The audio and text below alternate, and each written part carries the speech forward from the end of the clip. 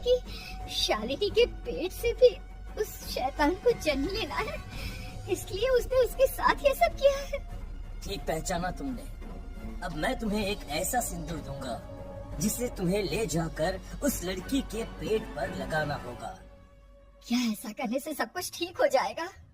नहीं उर्मिला, ये सब इतना आसान नहीं। उस लड़की के पेट पर सिंदूर लगाने के बाद तुम्हें उसका पेट काटकर उस हैवान को बाहर निकालना होगा। नहीं पंडित जी, मैं ये सब नहीं कर सकती। मैं भला एक जिंदा लड़की के पेट को अपने हाथों से कैसे काट सकती हूँ? अगर तुमने ऐसा नहीं किया तो कुछ ही दिनों में वो हैवान उस लड़की के शरीर से जन्म लेगा और उसके शरीर के सारे खून को पीकर अपनी ताकत को बढ़ाएगा। उसके बाद वो धीरे धीरे इस पूरे शहर को तबाह कर देगा। यहाँ पर कोई जिंदा नहीं बचेगा। लेकिन अगर मैं उसके पेट को काट दूंगी तो क्या वो जिंदा बच पाएगी? अगर शालिनी को कुछ हो गया तो, अगर उसकी मृत्यु हो गई तो? ऐसा कुछ नहीं होगा उर्मिला, तुम्हें अपने मन को पक्का करके ये काम करना ही होगा। सिंदूर लेने के बाद उर्मिला झोपड़ी से बाहर निकलने ही वाली थी कि तभी पंडित जी ने उसे पीछे से आवाज देकर रोका। उर्मिला, उस लड़की का पेट काटकर हैवान को बाहर निकालना ही काफी नहीं होगा। तुम्हें ध्यान रखना होगा कि ये सब करते हुए उस बच्चे का जो आधा बूढ़े का शरीर है उस पर सिंदूर की एक बूंद भी ना लगने पाए, क्योंकि अगर ऐसा हुआ तो वो तुम्हें और बाकी सबको कच्चा खा जाएगा। पंडित जी की बात सुन उर्मिला की आंखें फटी रह गई और उसके शरीर में डर की लहर दौड़ गई। फिर भी उसने हिम्मत की। ठीक है पंडित जी, मैं पूरी कोशिश करूंगी कि मैं उस हैवान को वहीं के वहीं खत्म कर पाऊं। इसके बाद उर्मिला तेज कदमों के साथ घर वापस आती है। दिन बीतता है, रात का अंधेरा छाने लगता है। शालिनी खाना खाकर सोने चली जाती है और उर्मिला लगातार उसके गहरी नींद में सो जाने का इंतजार करने लगती है। जिसके बाद उर्मिला दबे कदमों से शालिनी के कमरे में पहुंच गई। मुझे ये करना ही होगा। अब उर्मिला ने धीरे धीरे शालिनी के पेट पर पंडित जी का दिया सिंदूर लगाना शुरू किया।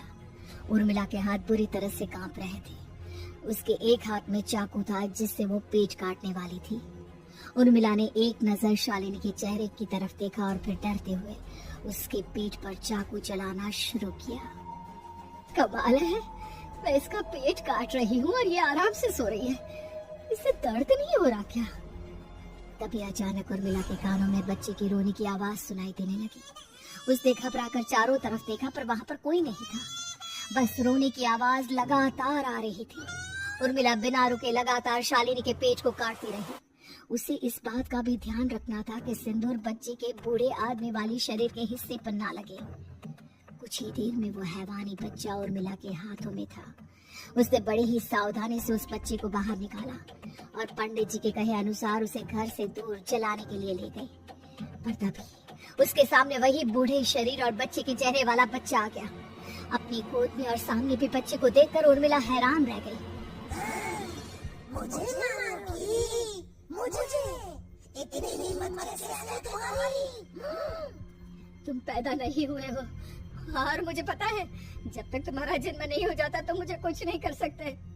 इतना बोलते ही उर्मिला तुरंत उस बच्चे को घास के ढेर पर फेंक कर उसमें आग लगा देती है। जिसके तुरंत बाद वो बूढ़े आदमी के शरीर और बच्चे के चेहरे वाला अजीब तांत्रिक का भूत भी वहाँ से गायब हो जाता है। कुछ देर बाद उर्मिला घर पहुँचती है तो वो ये देखकर हैरान रह जाती है कि शालिनी का पेट अपने आप जुड़ चुका था। शुक्र है भगवान का और उन पंडित जी का, अब सब ठीक हो जाएगा। सुबह शालिनी सोकर उठती है तो अपना पेट देख पूरी तरह घबरा जाती है। चाची, चाची ये सब क्या हो गया? मेरा पेट अचानक कम कैसे हो गया? मेरा बच्चा कहाँ गया चाची? बेटी, वो बच्चा नहीं एक खतरनाक तांत्रिक था जो तुम्हारे कोख से जन्म लेकर सबको मार देना चाहता था। वो पैदा होते ही तुम्हारी जान भी ले लेता, इसलिए मैंने पंडित जी के बताए उपाय से उसका खात्मा कर दिया है। अब सब ठीक है। शालिनी को उर्मिला की बात समझ में नहीं आती, जिसके बाद शालिनी को पूरी बात उर्मिला आराम से समझाती है।